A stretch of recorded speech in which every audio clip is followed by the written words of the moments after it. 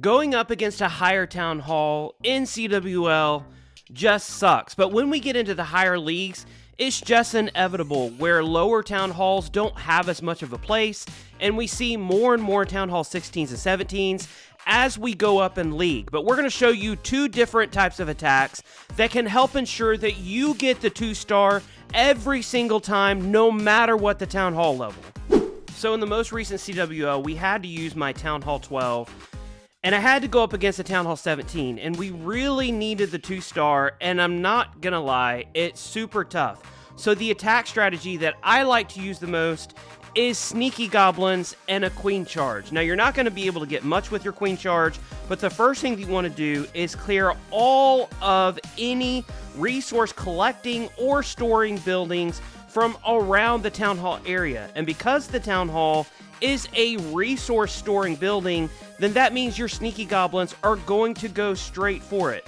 Now, the formula that I typically like to use is I will use 3 to 4, possibly 4 sneaky goblins per storage, especially since we have higher level storages that we're going up against, and 1 to 2 sneaky goblins per mine and pump and drill. And the reason for that is you want to make sure that they go down. If you're just trickling out one here and there, then it's not going to work as well. You have to get as many done, as many down as possible in the beginning, and then you're going to send in your sneaky goblins directly into the town hall. Now, the other spell that you want to make sure that you bring is you want to make sure that you bring plenty of invis spells. Now, with this one, my sneaky goblins were going right at the clan castle because the clan castle is also a resource storing building, and so I had to do kind of a double invis, triple invis.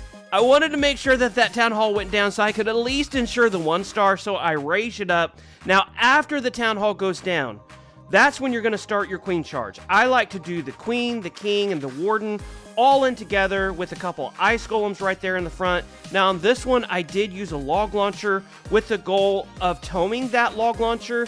I got a little lost in my attack and I actually did not tome it, but I did get enough to get it down. Now let's go back to the beginning of the attack. While we're watching this work out, the queen charge portion of it, you have the choice of using jumps or earthquake spells to get to the town hall. And if you're going to have at least a 10 tile space in between where you want to go and where you need to go, then in my opinion, it's better to use earthquakes than jumps. Because in this case, I could not have used one jump spell to cross all of it, or it would have been really tight. It would have been really close. So if you have a really long area that's at least 10 tiles apart, consider using 4 earthquake spells.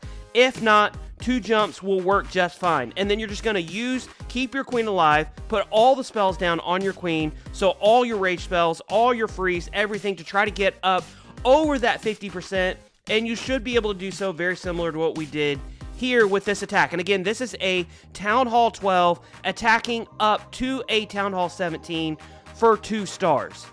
Now this is another example. This is a Town Hall 12 again. This is hitting up not quite as high as a Town Hall 17, but it is hitting up to Town Hall 14. Now, it's very unlikely that as a Town Hall 12, I'm going to be able to 3-star a Town Hall 14, even with some of the rushed walls that we see. So what I'm going to do is I'm using a Flame Flinger on the side. I realize that that mortar is going to do some damage to it, but I'm getting first step, getting all of the resource collecting and the resource storing buildings away from the town hall. Now, I did try to break that wall with a super wall breaker. That way it'd have a more direct path directly to that town hall. Unfortunately, it didn't work. There are some, if you have less than 15 wall pieces, evidently that's the number where wall breakers will not do it. You want to make sure you send in a test sneaky on that town hall, and then once that area has been tested, then that's when you can send in at least 6 sneakies, preferably 7, if you have the space, to try to get that town hall down and then invis the town hall at just the right spot. I start off here with a warden walk rather than a queen walk in order to try to get some of this area down over here for the sole purpose of trying to get as much percentage as possible. Now I'm using my spells to make sure that my warden stays nice and healthy. Now he did go to ability, unfortunately. And then once that, once that scatter shot goes down, that's when I'm going to put down my queen. And again, I'm going to try to get as much with my troops as possible. Try to get as much over 50% as possible. Now, getting to 50% on this base wasn't that big of a deal. But again, getting as high a percentage as possible to help my team in, about said Legend League, in CWL as much as possible. That way, we can possibly promote to the next level, even though I may be one of the lower town halls in the clan. Now, if you're like, there's no way that I can use sneaky goblins, I don't like using sneaky goblins, I don't know how to use them, then I recommend dragons. Dragons with your king and your queen with a tomed blimp. And a lot of our players this CWL were not using tomed blimps. And as you can see, I'm funneling off to the top side with my king and my queen. I'm funneling off to the bottom side with a dragon. And then I'm going to tome my blimp into the town hall. Now, I may only reach 50% on the space. Again, this is my town hall 12, hitting up to a town hall 15. I may be able to reach 50%, but if I can't get that town hall down, I could get 99%, and I'm still not going to get 2 stars. So utilizing a cloned blimp, you can clone the blimp too if you want, if you think you're going to get a few defenses down. But toming a blimp into the town hall is the #1 way to ensure that you at least get that 1 star.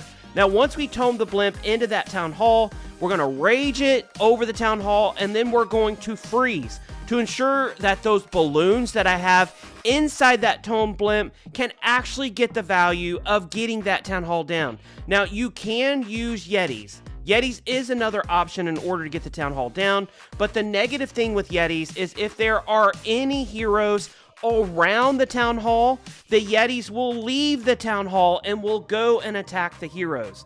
So that's why if I absolutely need the town hall to go down, absolutely, I will use all loons in the blimp, tome the blimp into the town hall to ensure that 50%. And again, this is a town hall 12, hitting up to a town hall 15, getting 59%. So it can be done. It does suck when it happens to us in CWL.